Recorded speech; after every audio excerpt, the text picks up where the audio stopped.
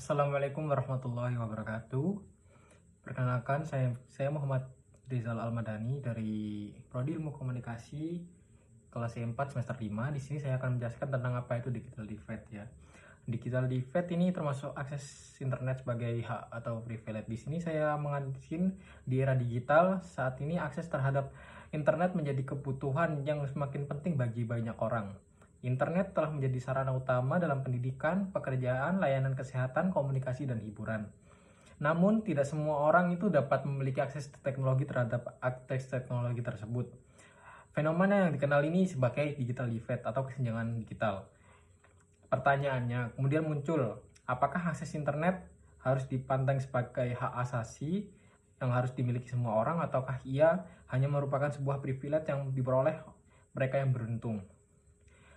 Digital divide adalah kesenjangan antara individu atau kelompok dalam akses komunikasi, dalam mengakses teknologi tersebut. Kesenjangan ini bisa terjadi karena beberapa faktor. Yang pertama adalah faktor ekonomi, yakni kemampuan finansial untuk membeli perangkat teknologi dan membayar layanan internet. Yang kedua ialah faktor geografis. Akses internet yang terbatas di daerah terpencil itu juga menjadi faktor dalam kesenjangan digital. Yang ketiga ialah faktor pendidikan, yakni kurangnya keterampilan digital untuk mengolah teknologi tersebut. Yang keempat ialah faktor sosial. Perbedaan usia, gender, serta tingkat literasi dalam teknologi tersebut juga menjadi faktor dari digital divide tersebut atau kesenjangan sosial, kesenjangan teknologi. Selanjutnya, akses internet sebagai hak, yakni beberapa organisasi internasional termasuk PBB telah berpendapat bahwa akses ke internet harus dianggap sebagai bagian dari hak asasi manusia, terutama karena internet ini menjadi fasilitas umum dalam kehidupan, yakni dapat memfasilitasi untuk kebebasan berekspresi, akses terhadap informasi, dan berpartisipasi dalam kehidupan sehari-hari.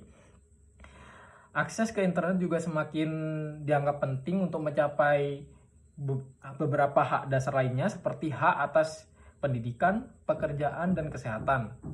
Yang pertama, dalam akses internet sebagai hak itu ada dibagi menjadi beberapa bagian.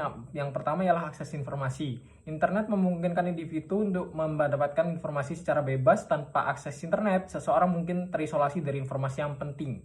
Kedua ialah pendidikan dan pemberdayaan. Dalam konteks pendidikan sendiri ialah internet menyediakan peluang belajar jarak jauh, yang mana hal ini sudah terjadi di era pandemi, yakni 2020, ketika kita dilarang untuk bertatap muka dalam sosial, maka internet ini sangat diperlukan dalam hal pendidikan. Yang ketiga ialah partisipasi ekonomi dan sosial. Banyak pekerjaan layanan, keuangan, dan layanan pemerintah kini tersedia terhadap online, seperti contohnya itu banyak BPJS. Nah, ini juga memerlukan teknologi, makanya hal tersebut juga berpengaruh dalam kehidupan kita sehari-hari. Yang keempat ialah akses internet sebagai privilege. Sebaliknya, ada pandangan yang menyebutkan bahwa akses internet adalah privilege, yang mana atau hak istimewa yang bergantung pada sumber daya ekonomi dan geografis. Akses internet dianggap sebagai sesuatu yang diperoleh melalui kemajuan teknologi dan kemakmuran ekonomi. Teknologi dan kemakmuran ekonomi sehingga tidak semua orang dapat dengan mudahnya mendapatkannya. Yang pertama di faktor ekonomi sendiri, yakni internet membutuhkan infrastruktur yang mahal, termasuk kabel, satelit, dan teknologi jaringan. Negara-negara berkembang mungkin menghadapi kendala dalam menyediakan akses universal. Yang kedua ialah kesetaraan sumber daya, yakni beberapa orang berpendapat bahwa kebutuhan dasar dari pangan, air bersih, dan perumahan harus diprioritaskan dibanding akses internet di wilayah yang masih berjuang untuk memenuhi kebutuhan pokok ini. Yang ketiga ialah akses bukan solusi langsung, yakni akses ke internet tidak otomatis memberdayakan seseorang tanpa literasi digital yang memadai. Beberapa komunitas mungkin memiliki akses tetapi tidak memiliki kemampuan untuk memanfaatkannya dengan baik.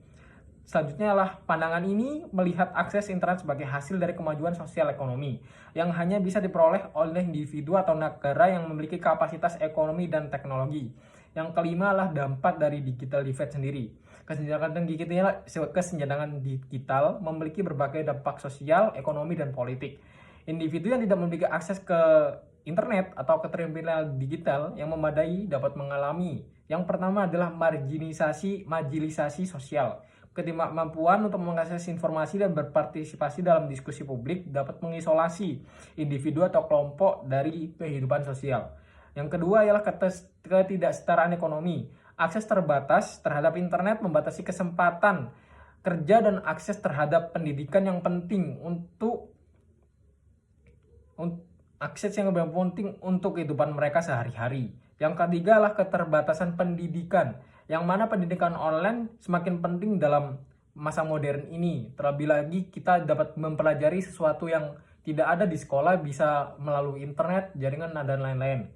Selanjutnya adalah kesulitan akses layanan publik, di mana yang dapat kita lihat bahwa banyak sekali jasa layanan sekarang juga menggunakan internet, yang mana jika kita tidak mampu menggunakan teknologi tersebut, maka kita akan tertinggal. Selanjutnya adalah solusi untuk mengurangi digital divide sendiri.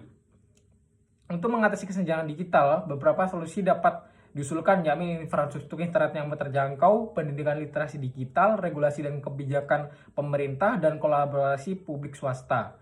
Jadi yang dapat kita simpulkan bahwa pertanyaannya, apakah akses internet adalah hak atau privilege, tetap menjadi perdebatan yang relevan di era sekarang.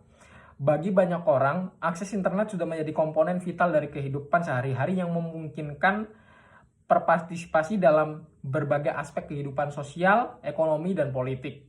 Oleh karena itu, pandangan bahwa akses internet harus diperlakukan sebagai hak asasi yang semakin kuat.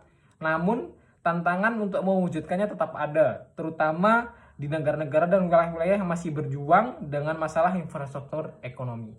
Sekian dari saya. Wassalamualaikum warahmatullahi wabarakatuh.